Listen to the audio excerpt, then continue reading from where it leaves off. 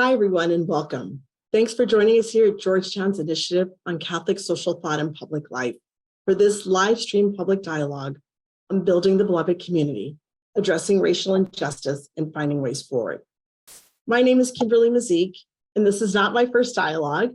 I participated in previous dialogues here at the Initiative. Today is my first time moderating as a member of the Initiative's team, and also marking a return to my alma mater, Georgetown University. We're so grateful to have so many of you joining us here today with, I believe, well over 1,500 people registered in advance of this conversation. On Monday, the United States will celebrate Juneteenth. As many of you know, this day celebrates the anniversary of the order issued by Major General Granger on June 19, 1865, proclaiming freedom for enslaved people in Texas. This was 2.5 years after the Emancipation Proclamation. Originating in Galveston, Juneteenth has since been observed annually in various parts of the country. In 2021, you may remember it became a federal holiday as a day to commemorate the emancipation of enslaved African Americans. At this time, it is important to remember our long and terrible history and continuing reality of racial violence. I think specifically of the murder of Emmett Till 68 years ago at the age of 14. The assassination of Medgar Evers 60 years ago this week at the age of 37. And 3 years ago, the execution of Breonna Taylor, who was only 26, and George Floyd, who was 46. And countless others at the hands of law enforcement. We must also remember that these are not just names. They're cherished members of families, children deeply mourned by their mothers and loved ones and others, and whose deaths galvanize communities to speak about injustice. Here at Georgetown, we have our own particular responsibility due to our participation in enslavement, specifically the sale of 272 women, men, and children. As a graduate, I stand on the shoulders of these women, men, and children. As we commemorate Juneteenth, this discussion focuses on addressing the legacy of enslavement that is directly connected to racial injustice here in the United States, and to the reality that we could all do better. In Fratelli Tutti, Pope Francis teaches us that we are called to direct society to the pursuit of the common good. As we pursue the common good, we must address police brutality, along with economic and environmental injustice, health disparities, and voting rights in these discussions. We must resist racism and continue to defend the lives and dignities of all our brothers and sisters. Today, we brought together a remarkable group of leaders who bring rich experience and insight to our discussion. They are professors, pastors, organizers in communities, in education, working in dioceses and parishes, and they have remarkable efforts, their own remarkable efforts to bring about the beloved community. Catherine Dorsey Bello is a Catholic theologian, professor of theology, and the director of the Institute of Black Catholic Studies at Xavier University in Louisiana in New Orleans, the only Catholic HBCU. We also have Dr. Marcia Chatelain, professor of history and African American studies at Georgetown University. And she's leaving us and will be teaching at the University of Pennsylvania in the fall. She's also the author of the Pulitzer Prize-winning book, Franchise, The Golden Arches in Black America, which was published in 2021. We also have Father Stephen Thorne. He's the chair of the Archbishop's Commission on Racial Healing for the Archdiocese of Philadelphia, and he's also a college professor. He has served as a consultant for the National Black Catholic Congress and the Subcommittee on African American Catholics for the United States Conference of Catholic Bishops. And last but not least, we have Gabby Trejo, Executive Director of the Sacramento Area Congregations Together, also known as ACT, and was named Sacramento Bee's 2023 Top 25 Latino Changemakers. Thanks to all of you who are joining us on YouTube and Twitter. Please share your thoughts on social media using the hashtag #BelovedCommunityGU and tagging the initiative GUCST Public Life. We will have an opportunity for questions and answers later on, so please submit questions for the panelists by following the prompts at the bottom of the screen. This dialogue, as many of you know, is going to be recorded and will be posted to our website and social channels for later viewing. So now let's start the conversation. I'd like to turn to all of our panelists and start with the first opening question. And I'm going to start with Marcia. The Reverend Dr. Martin Luther King said, "It is the love of God working in the lives of men. This is the love that may well be the salvation of our civilization. But the end is reconciliation. The end is redemption. The end is the creation of the beloved community." We're a long way from the beloved community. How are we moving forward? And how are we falling short? What does the beloved community mean to you?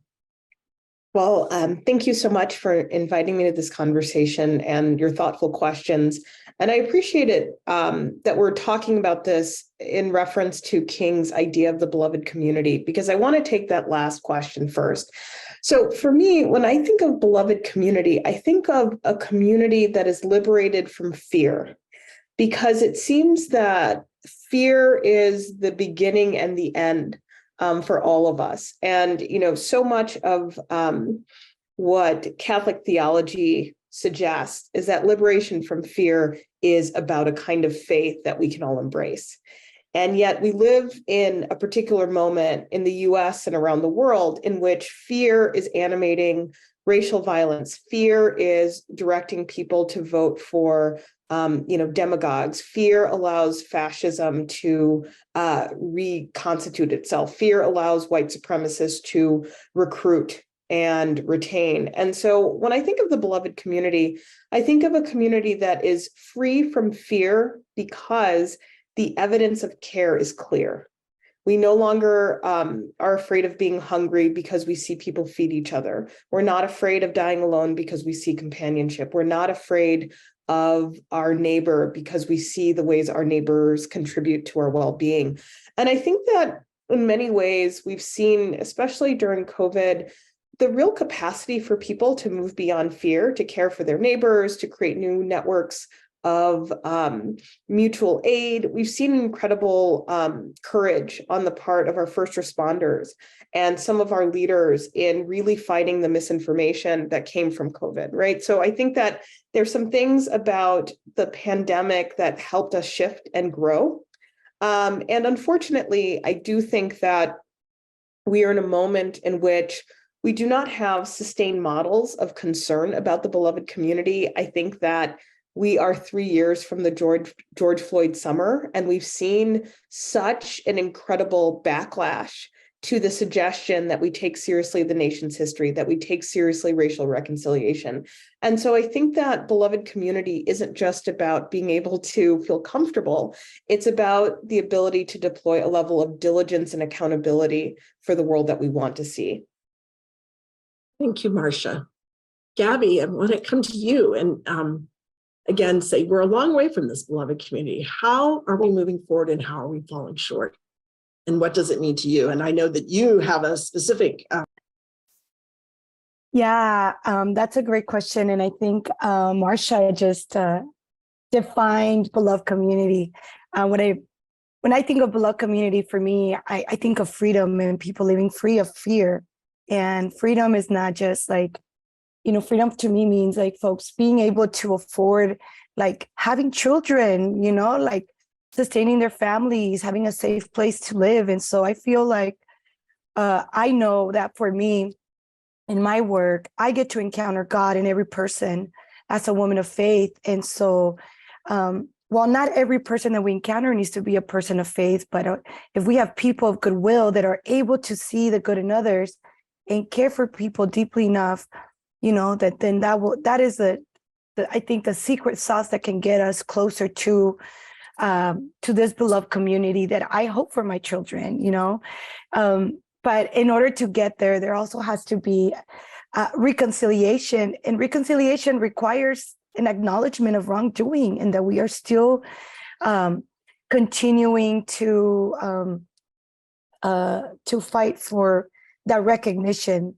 that there is wrongdoing. I think about our community here in Sacramento, And, we are the capital of like the 5th largest economy, and yet our city still continues to overrepresent African Americans in the unhoused community.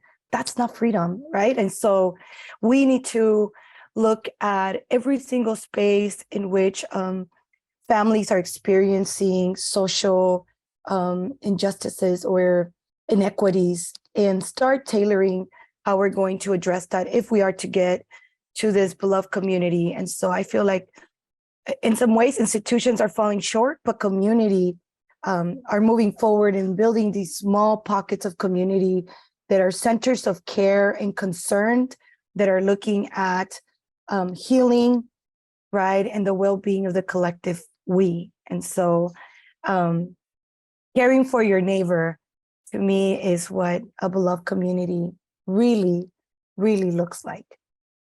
Thank you, Gabby. Kathleen, I want to come to you as an educator. How do you look at this question? How are we moving forward? How are we falling short? And what does the beloved community mean to you? Thank you so much, Kim and the team, for this invitation and this conversation. When I think of the beloved community, I see it as a paradigm, as a model for our collectively living as we pray in the Lord's Prayer, "Thy will be done on earth as it is in heaven." And it's also our response to Jesus's great commandment that we love God with all that we are, all our strength, all our mind, our body, our soul, and that we love our neighbor as we love ourselves.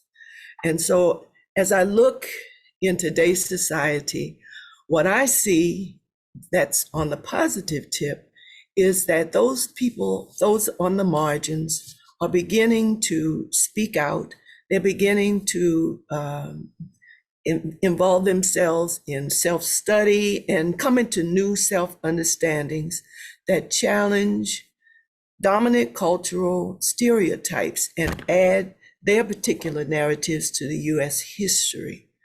I think that's very important because as people of color and others who live, who are forgotten, who are ignored, begin to rise up and speak out and act up, we begin to change the narrative of the dominant culture, and we challenge those who live in the dominant culture to do their own self-study, to understand themselves culturally.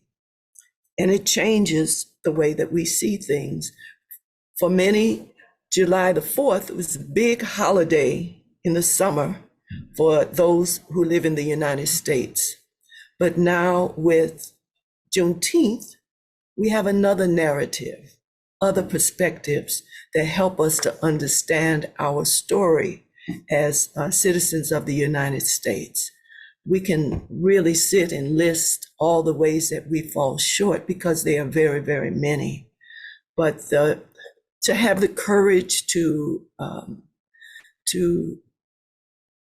contemplate and to understand what God is calling each one of us to makes us stand forward, speak out, contribute to the narrative that currently exists. Thank you, Kathleen. Father Thorne, now I turn to you as a leader in the church, a leader in the Archdiocese of Philadelphia. Again, how are we moving forward? How are we falling short? And what does the beloved community mean to you? Well, once again, thank you so much for having me be part of this conversation today, to the team at Georgetown and to my fellow panelists. I'm so glad to be here with you today. I acknowledge their scholarship and expertise, and how blessed am I as a man to be with these wonderful women today. So when I think about your question, what comes to mind is a greeting that comes from the motherland of Africa. And I love it. It says simply, Sobobona, Sobobona, we see you, we see you. And the we is because I bring all of myself, my ancestors, who I am is part of my legacy. And I literally see you, and not just physically, but I see you as God sees you. And so to me, the beloved community is to make that a reality. If we could just simply see each other as children of God, see each other as fellow humans, that's where the beloved community comes into our midst. And it's King's words, but more importantly, it's Jesus' commandment. As my panelists have said so beautifully, we're called to live that. That's a commandment. And so we want to see each other as God sees each other. Thank you, Father Thorne. So, Marcia, I want to come back to you. You're a historian, you're an author on issues of race, especially related to the lives and experience of African Americans in the United States. Congratulations on your Pulitzer Prize-winning book, Franchise, which I had an opportunity to read with the book group with. I know some of my book group members are on this call today, which explores this complicated history of the relationship between McDonald's, which we all know, but how it lives in Black communities, focusing on economic exploitation and economic empowerment. Economic conditions are some of the most obvious manifestations of accumulated racial disparities across generations, intergenerational wealth, and those sorts of things. How do we discuss racial injustice and ways forward? What role does economics play in this discussion? Well, I think that one of the sticking points of the approach we've taken to racial justice is that we want to divorce it from other types of justice. So the idea that you include people, you have policies to recruit people of color, that you allow a small group of people to have leadership positions, and then the conversation's over. There's a deep desire to retire a conversation that, from my perspective, should be endless and should be persistent. We have a lot of conversations at Georgetown about the relationship between Catholic slaveholding and slavery. And if you haven't already picked up a copy of Rachel Swartz's The 272, it just came out yesterday. And it's about this story about, what is owed? What is the debt? And the way that I look at it is, if you are serious about racial justice, you understand that the debt will never be retired in your lifetime. And you see that as an opportunity and not a burden. That everything we do is about trying to, bridge this gap, that even if we never fully see it, that we are moved towards that work. And the reason why I put it in these terms is that we have seen failed economic policy that has forced people to be left behind. And then there's contempt for people for being poor or for not having the financial resources to kind of, provide a type of life that we imagine they should have. So, the reason why I write about Black people in McDonald's is because, like many very quick solutions to the problem of racial injustice, in the 1960s, people thought it was fast food. And in our period today, we think it's more Black business. And another period of time, we'll think it's X, Y, and Z. But what we fail to do is to really imagine that there is a debt that is societal, that is persistent, and that if we model actually working on that, we perhaps won't feel so stuck in issues of racial inequality.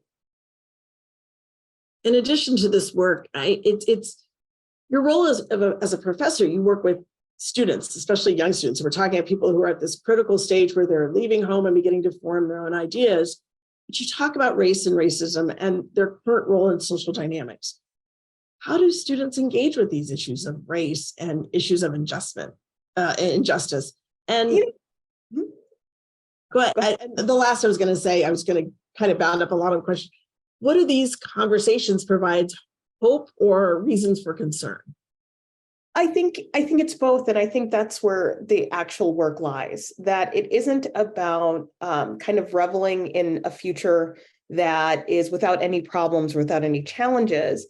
Rather, it's to believe that we have the power to actually stand up to whatever unfolds. Students are wonderful because I think that for many people outside of higher education, they have no idea what we do and they have no idea what it looks like. We're in the midst of a culture war about whether history is useful. We're in the midst of a culture war in which elites who have been able to attend the finest universities in the world are now trying to defund universities and try to criminalize the teaching of racism. I mean, it's so sick. But at the heart of it, it's because they know what we know, that when you put students in an educational environment where you give them time to be discerning, to think about nuance, to grapple with the complexity of the world, they become more compassionate and they're less likely to marginalize and they're less likely to participate in the heavily polarized culture we find ourselves in. And so education has always been dangerous, but I think one of the things that my students remind me of is the real growth that they find in their intellectual life. It's not just for learning, it's for how they're going to live as people in the world. Thank you. Gabby, I want to come to you now. You're the executive director of Sacramento ACT. And in that role, you've been involved in organizing people to address some of these issues we've already mentioned: housing, work, immigration, policing, and even environmental issues. You work in multiracial communities. Race and racism are complicated realities. And even as, as Marcia was talking about, the more people know, the more compassion they come. But how do race and racism impact the communities you serve, and how do they shape the work you're doing in Sacramento? Oh my God. I think for us, it's just this constant struggle of both individually, for me, committing as a Latina woman, an immigrant woman, I see the world as an immigrant, and recognizing that, like my story is different, but not so different, in that for our leaders, our volunteers who we work with, to say this is not like recognizing the harm that this country has done in all different communities, but in particular in the African-American community, doesn't take away from their own pain, but it allows us to see, right, the pain that our brothers and sisters are going with, and really forcing ourselves to recognize that we're going to fumble. But if we are committed to racial justice and equity, we have to wrestle with this. And so for us, the biggest, the most important thing that we get to do in our communities, being multi-everything, is investing so much time in building these deep, deep relationships so that we can, as issues come up, we get to be in conversation with each other, wrestle with each other, right? Kind of like and just trust that we are in deep enough relationship where we can stretch each other like a rubber band, but not break, because we are committed to, we know how important the work that we do is, in that this work is beyond me individually or one person in our organization. And so I say that we're constantly wrestling with each other, and definitely finding new ways to ask the question, who's missing from our table? And to be honest, there's still a lot of people missing from our work, like on our table. And so we aspire, like who we aspire to be, we haven't, arrived.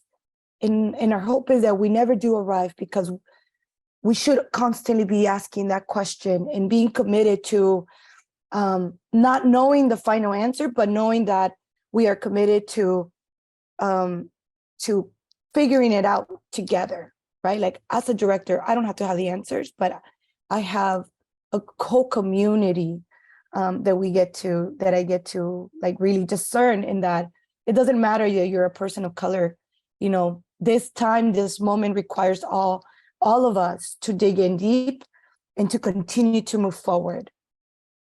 Thank you, Gabby. I mean, you mentioned about that ability to fumble. And I think that's what everybody is so fearful is, as we work on these issues, that it's kind of even going back to what Marcia said about fear, that we fear that we're going to do it wrong. So then I think people then we just don't approach it at all. Gabby, one of the other important issues you work on is, you work on this every day, is immigration issues. You and your colleagues, as you mentioned, it's not just you, it's not an individual, it's a team. You work with people welcoming and responding to the need of asylum seekers, and even more recently, those who were flown to Sacramento by politicians trying to make a political point. What do you hear from those people arriving on those flights? And again, what are those connections between how we talk about immigration in terms of racism and these anti-immigrant attitudes, and even actions of displacing people from one place to another? That's a great question. And we in Sacramento, we received 2 different flights with a total of 36 refugee seekers. I call them our new neighbors, from Venezuela, Colombia. We have one individual from Guatemala, all young people, full of life, full of like hope of what the future can hold in America for them. And, it is very evident that the way that this country responds to immigrants from these countries south in Haiti, right? Refugee seekers, like people that are in a humanitarian crisis that we're facing in our borders, and other immigrants, European immigrants, are just so different. You know, like race, you couldn't just like, race is at the center of the way that we look at our immigration processes for folks. And so as an immigrant myself, I have to talk about race because we just see it, we live it, right? Who knows if our community, our new neighbors that have arrived, that have remained here in our community in Sacramento, will be able to adjust their status as refugees. But our country has not even blinked an eye when we think about other refugees from other parts of the world. And I don't think there's a problem with that. I think the question really is like, what is the difference when people are fleeing like wars in their own countries that they fight? You know, if an individual, some of the folks that we're working with our news, folks from Venezuela and Colombia that arrived 2 weeks ago, they took a walk for 9 months. They walked for 9 months. I can't imagine the kind of stuff that they've experienced in their countries that would push me to take my family and walk for 9 months without knowing what to expect me on the other end. And so while social media and media outlets have made this story about these politicians, we as the faith community are tasked. It doesn't matter who sent them. It doesn't matter why they sent them. What matters is that they're now part of our community and we need to care for them. And I think that what Reverend Stephan said, we need to be able to have this so bona, right? Like this, you are my other me, right? All of our communities have a version of it. Unless we're able to see the other and see their pain and feel that pain, we are not going to get any closer to this beloved community. We don't need to have that same experience. We just need to be able to see each other. But race is most definitely at the center of any immigration fight. If this country really wanted to adjust people's immigration status, it would. Father Thorne, you just were mentioned, so it's a good time to shift to you. You're a leader in the Black Catholic community, both with the United States Conference of Catholic Bishops, the National Black Catholic Congress, which will hold, it's gathering this summer here, not too far from where I sit in Maryland. And you're leading the efforts of the Archbishop of Philadelphia's Commission on Racial Healing. What have you learned? What are the obstacles? What are the opportunities? And what are those critical steps forward that we should all be aware of? Sure. Well, I've learned a lot, and I think these are moments of reckoning in many ways. When what happened 3 years ago, and you alluded to that in your opening remarks, especially to the murder of George Floyd, there was so much movement. But I remember saying specifically, as we move forward to racial healing, this is done because of our faith in God and our Catholic social teaching, and we can't distinguish, we can't separate that out. Racial healing is a mandate, and as American Catholics, we have work to do, and it takes great courage because most people do not want to talk about race.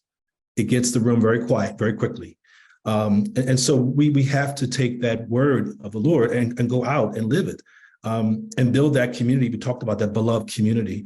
In racial healing, we have three kind of pieces to it, which I think is very important. The first is encounter. And Pope Francis talks a lot about encounter and fratelli tutti, and the importance of just once again rediscovering the humanity of each other. I love many stories in scriptures I love to reflect on and preach about.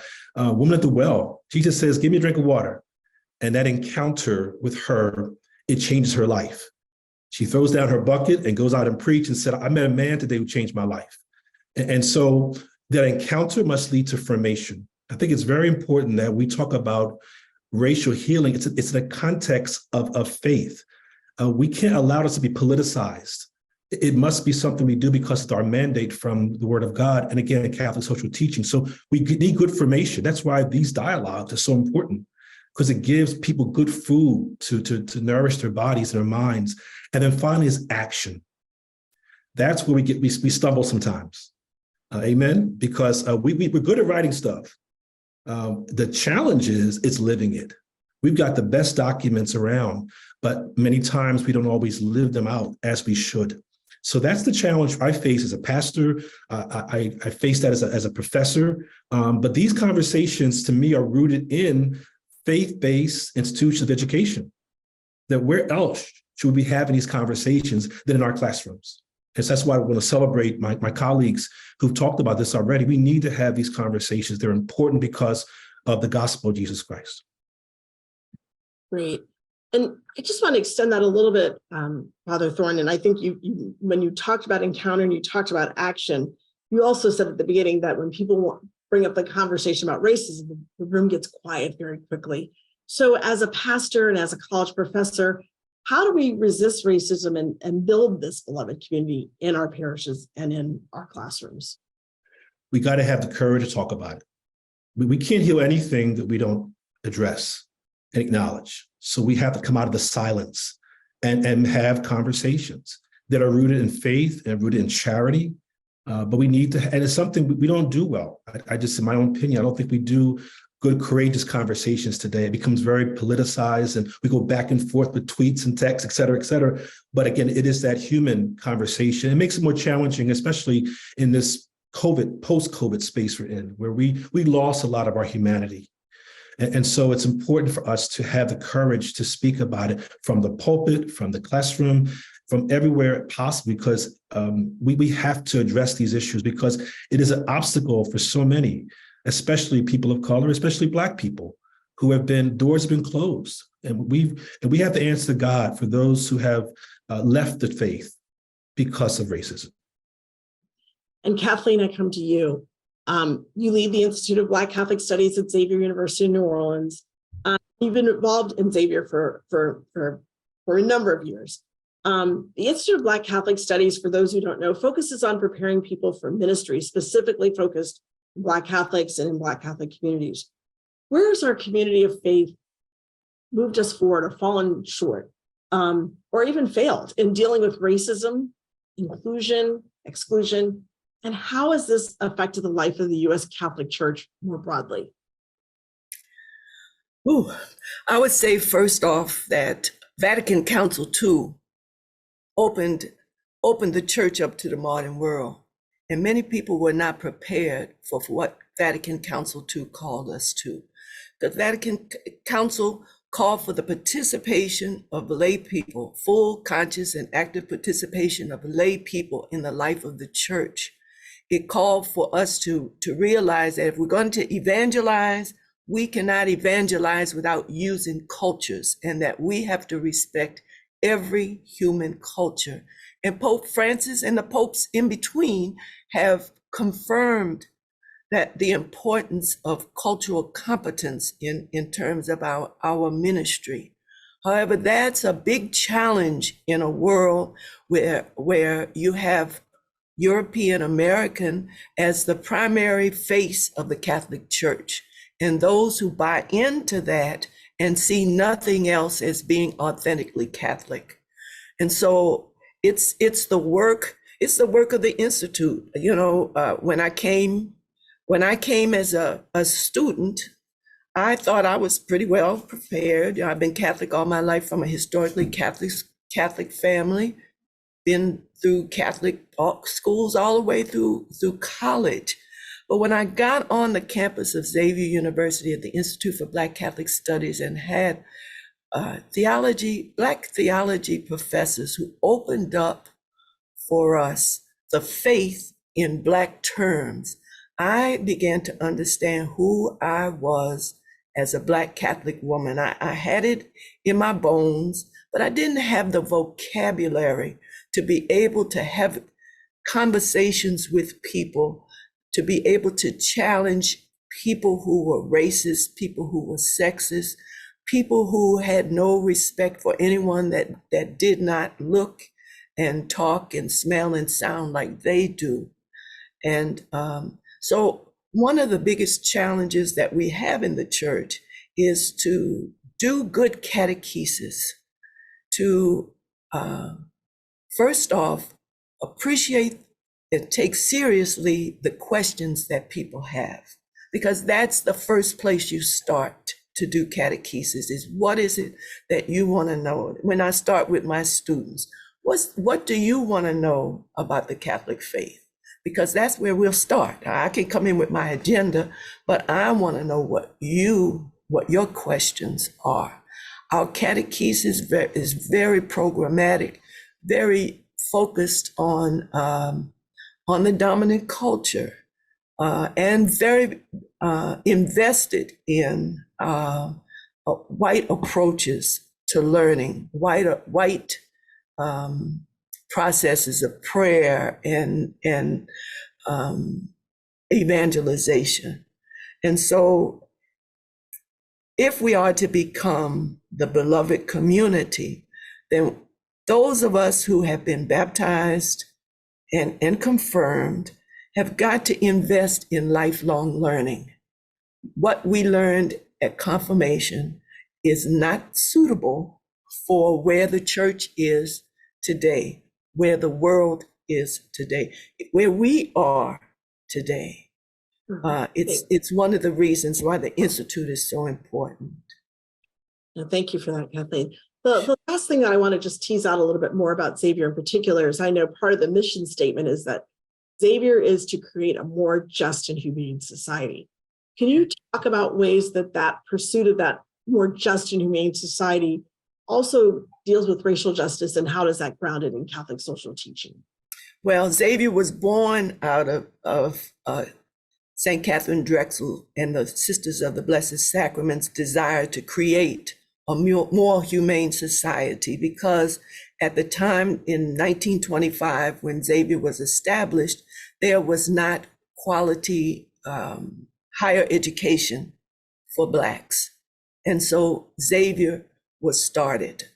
And so that Catholic identity is a foundation of all that we do here on campus, even though many of the folks the majority, I would say, are not practicing Roman Catholics. Her commitment to using the resources that God gave her for the benefit, not just of her own people or her own family, but for the community at large, is reflected here. And as Xavier moves forward, we are committed. One of the things I love best about Xavier is we don't just pick the top students to invite as students, but there are many C students in high school who show promise and who want to learn and have the energy and the commitment to learn. Hardly anyone will take a chance on them to make sure that they have the resources to go to a quality school to accomplish what they think God has called them to. That's part of Xavier's, that's part of our mission, is to teach across the community, and then to prepare students to be leaders in the world, in the global world, to expand our perception that what we have learned, again, is not just for the benefit, not just so I have a good job or for my family to be proud of me, but what I accomplish here is for the good of the community and good for all of creation that God has given us. Thank you, Kathleen. So I want to come back around, and I'm going to point some questions to somebody, but one of the things that I've been thinking about, and I think it's a good place for us to talk about it, because I talked a lot about it, and even the litany of names that I mentioned were a number of people killed. Yes.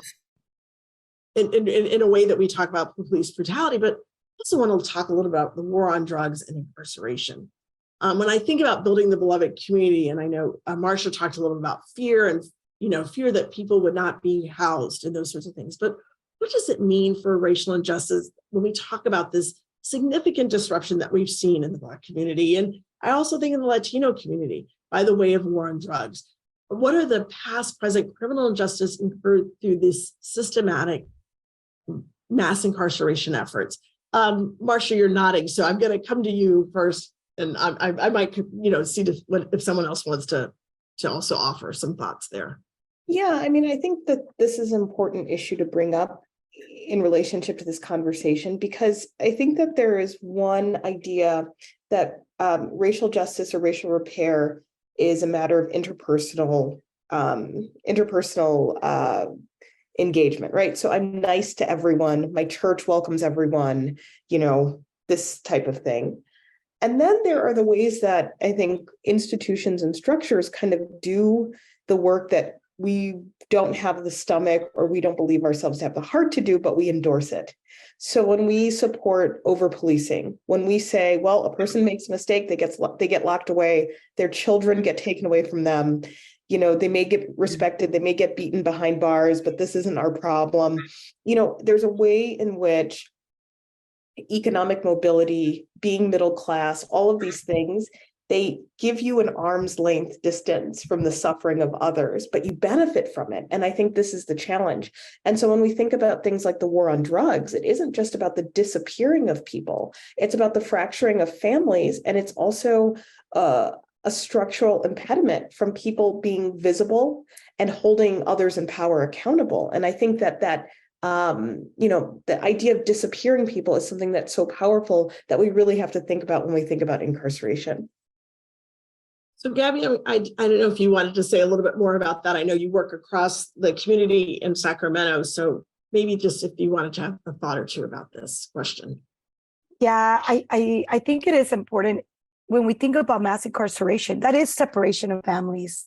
I mean, it is devastating our communities. And the reality is that most county jails are filled with people that haven't even been found guilty. Let's just be very real.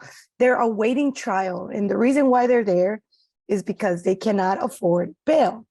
So there is something unjust and immoral when we allowed for our local communities at the very local level. A lot of people feel like, federal power is built locally. It is our counties and our local governments that are making decisions about budgets, about how much they're going to expand their local jails.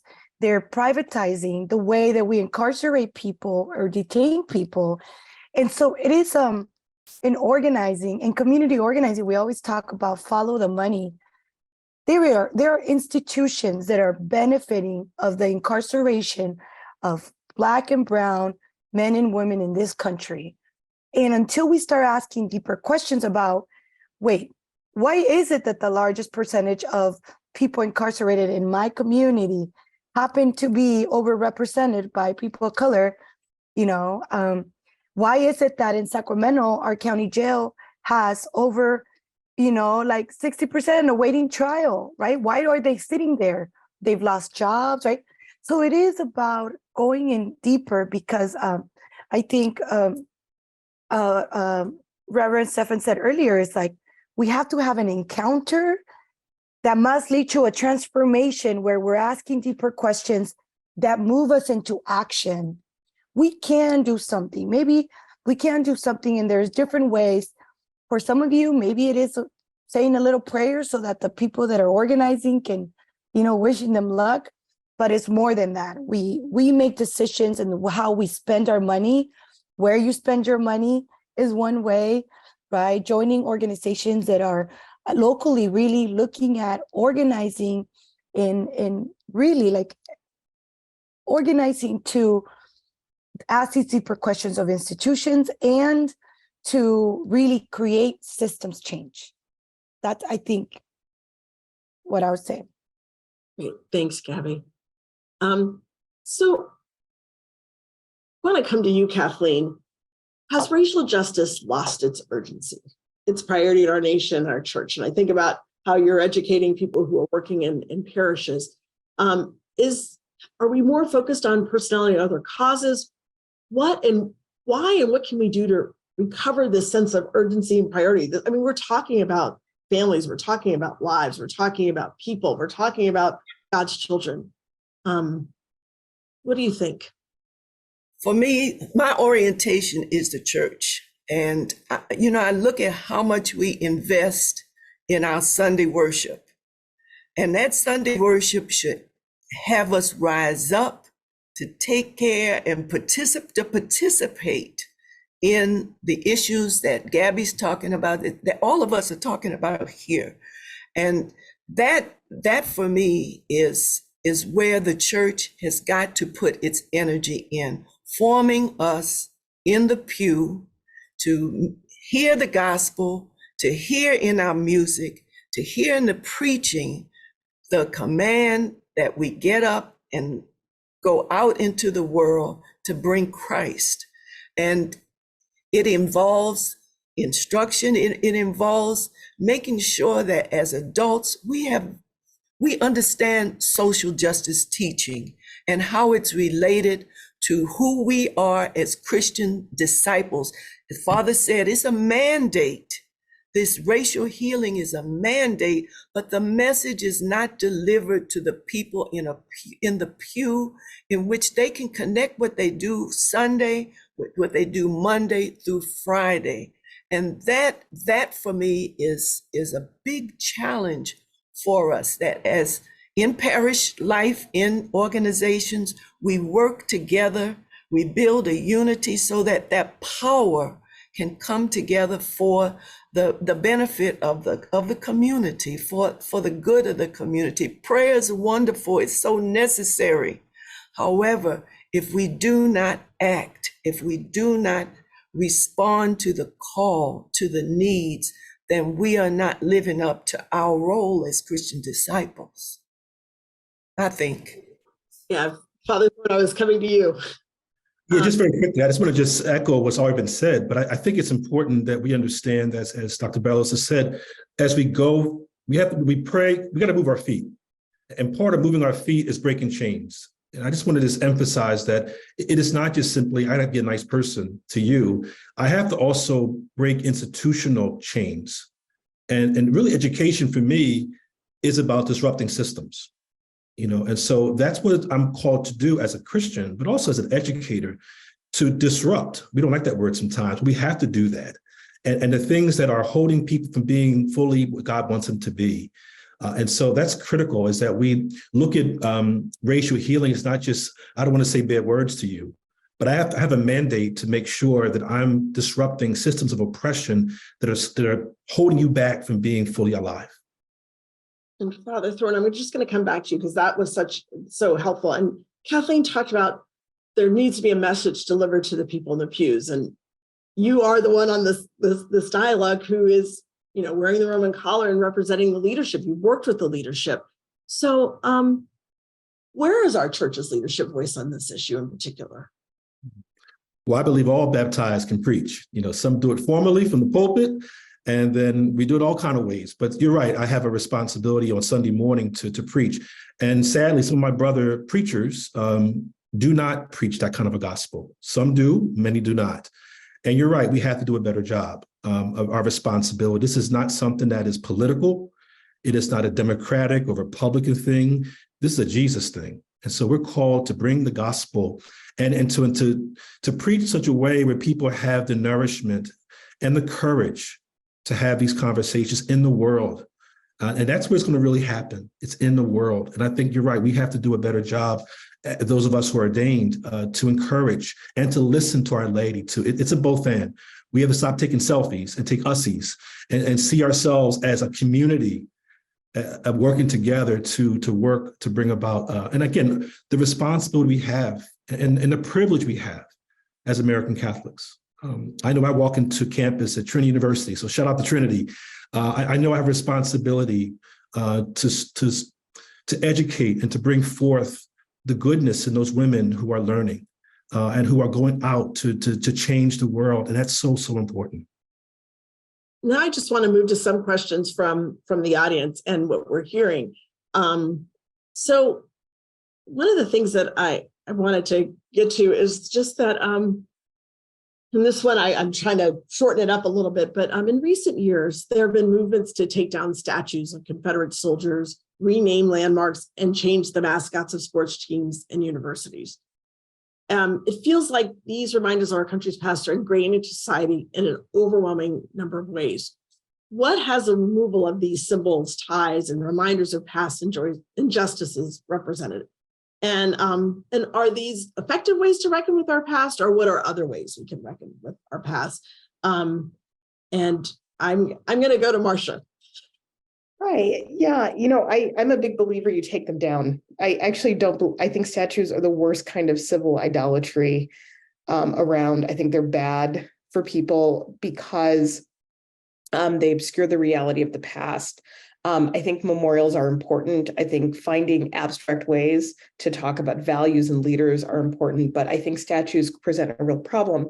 I think that is the first of many steps in repairing. I think that, during the George Floyd summer, a lot of statues went down, but nothing was built up.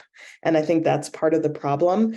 But I think particularly as people of faith, we should really stand strongly against statues. I think it's wrong. And the ways that I've seen American Catholics defend Confederate statues and statues that, of slaveholders, I think it's a bad precedent to set about how we atone and reflect about the past.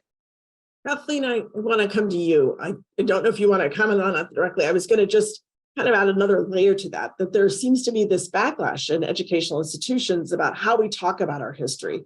So thinking about these statues and thinking about, how we talk about idealizing the history of this democracy, what people want to lift up. Where do you think, in terms of our education, how do we bring this to students in our institutions? The question brings to my mind the statues that we have in church, the questions that they pose and the problems that they pose for many people. And I think it's very much related to those Confederate statues, that we have in our mind a certain image of Catholicism, a certain image of God and Jesus, and we are so fixed on those things that we see in front of us that we don't realize that the beloved community is those people we can see, but it's the whole global community, and it includes the people who have passed already. But when we invest so much in European expressions of the faith, it again is an idolatry. It's very problematic because people don't always see themselves in what you find at the Catholic store, and it keeps people from understanding that Catholic is universal, and the U.S. is supposed to be a home for many people, but if they are odious statues, then that's a problem in terms of trying to develop the unity that's required for the beloved community. Those things can really take us off track for what we're trying to build. Kathleen. Gabby, I wanted to come back to you. You mentioned freedom. And I think that when people talk about America, that's the one of those values they really lift up. And I just think of the instances of violence that we're seeing across the country, in particular the rise of anti-Asian hate crimes. And I know that when you talk about the work you're doing, especially in multiracial communities, how do we continue to stay engaged and fight for most of society without growing numb to, being distracted by, well, should we be focused on this issue or that issue? Because they all are about building this beloved community. We can't silo ourselves into only thinking about one part of our community. So how do we continue to stay engaged? How do you continue to activate and really bring people into the organizing you're doing in Sacramento? Well, I think for us, really, it's like figuring out a way, right? It's like all of our pain is valid. We have different experiences. It's not a pain Olympics, right? I think it is about us recognizing that when we take care of the people that are the most impacted, then it helps us lift up the rest of our community. And so for me, working around just racial reconciliation in our community, it requires that we are able to acknowledge that that that we need to look at who is being impacted the most. Our work is very focused on systems change and trying to change policies that are impacting our community, but we are not going to be able to address homelessness if we are not actually naming that African Americans in our region are overrepresented, right? So if you're going to find a strategy to address that, we need to name that and look at that. When we look at violence in our community, if our families are not able to call law enforcement, or they don't feel safe calling for help when their loved ones are having a mental health crisis because the fear that they will end up victims of who is supposed to help them, we have to be able to find alternative ways to say, we are all living in this fear and we cannot achieve freedom because we fear stepping out of our house and being pulled over. We fear calling people who are supposed to be helping us, come help us. And so I think it is just being able to continue to engage people in power in these institutions to say, this is really important. And there is, there is something that community can teach you. They don't need to be scholars to teach you about how you should do community policing, right? And so to be open to open their imaginations to how they can do their job collectively with the community, because community has a lot to contribute. We have the solutions to the problems they're facing. So as we wrap up, I want to come to each one of you, but in particular, what I really want you to offer something for those of, we have a large audience watching. So what's one thing viewers can do to resist racism and build up this beloved community? How do we help our viewers see each other? How do we help them build this beloved community where they see our brothers and sisters and know that we all have work to do? What's the one thing you would tell them? And I'm going to come to you first, Father Thorne. I think in conclusion today, I've certainly been inspired by our conversation. So thank you so much to my panelists, fellow panelists, and to this program today. It inspires me to do something, whether it's a small encounter with somebody I may see in a supermarket or someplace like that, or certainly to reflect on my privilege and my role as professor, as pastor, as priest. But I think we have to do something. And I think it's to be very intentional about it. I often yet preach about yesterday is gone, tomorrow may not come. So I want to make sure today I'm on the right side of God when it comes to justice. Thank you. Kathleen? I think engagement with Catholic social teaching is very important, and a lot of it is too much for the average person. But those 7 themes that the bishops offer us, I think, give us a guide on how it is that we are to live in society. It's countercultural. Everything in those themes, just like the gospel, is counter to how the majority see things, and we have to find to live out those themes in our everyday life. Gabby? I would say I would encourage our viewers to have the courage to be uncomfortable. If I'm uncomfortable all the time, and that's how you're growing and that you're going to be transformed in the process. And, to really reflect and discern what it means for you to be a person of faith or a person of goodwill, and how do you put it into action in small ways or big ways. And now, Marcia. I would just say never underestimate your power to both do good and to do bad. I think once we recognize that both emanates within us, we're able to choose good more often than bad. Yeah, I think given our faith and our history and our legacy, the Catholic community has an inherent obligation to work together. And you guys have all offered such amazing examples of what that looks like. And also that reminder that Pope Francis is to encounter, to dialogue. And also, I think you've all said it in different ways to also that we have this inherent obligation for hope. This is the way we overcome racial injustice and build the beloved community. I just want to say to the panelists here today, this being my first moderating dialogue, I see all of you and I see the work you do, and I'm so grateful for the contributions you make in your communities. I want to offer my gratitude and appreciation to Marcia, to Gabby, to Kathleen, and to Father Thorne. And to all of those who've joined us here on the dialogue today, thank you for joining us for this very important conversation as we get ready for this, hopefully not the celebration or a sale or something, but it's a long weekend, and Juneteenth is an opportunity for us to remind ourselves about freedom for all of us means that we all have to be free. And as we commemorate those who were enslaved, that this is so critically important. Just a reminder to everybody on this dialogue, discussion will be recorded and posted to our website and social media channels. And we have a follow-up resources from this discussion that are posted on what we call a resource page.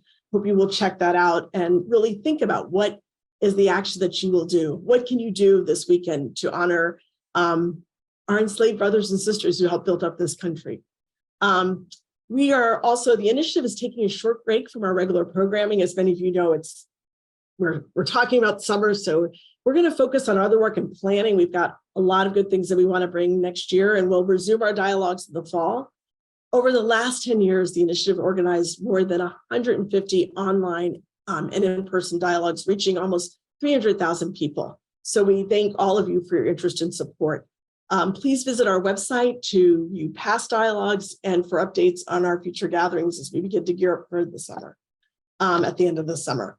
I want to offer a huge thank you to my colleagues, Kim Daniels, John Carr, Anna Gordon, and Christian Sunan for their amazing help and support in putting this dialogue together.